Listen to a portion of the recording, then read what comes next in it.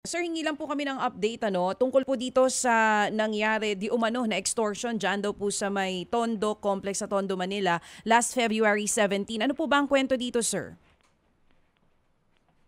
Well, isang operation yan ng ating mga tauhan sa Southern Field Unit ng CIDG na ating inimbestigahan sapagkat after na may natapos ang operations, may nagreklamo.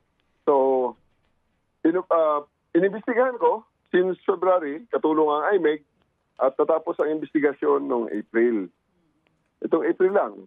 So, nung makuha ko noong April 28 ang report, at nag-conclude na itong mga taong to ay liable sa kanilang mga ginawa at sila ay pinatawag at pinarestrict sa loob ng PNP Custodial Center.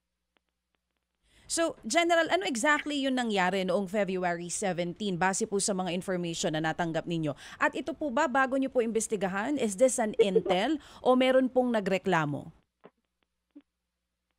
Ito ay, ang conclusion natin dito ay isang hulidap operation ito. May hinuli, in-extort, binitawan. At pagkatapos, ang iba naman ay kinasuhan para illegitimize ang operation. Basically, it's a legal operation.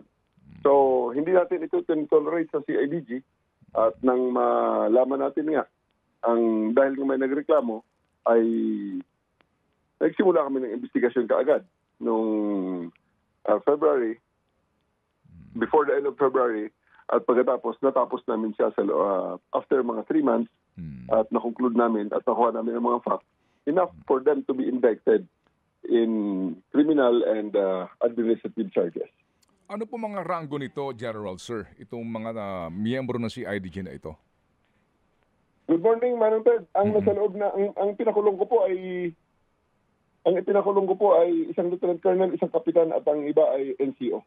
Kasi nakita ko po ang liability ng team leader nila. Kaya hindi natin pinaligtas sa ating disciplinary machinery.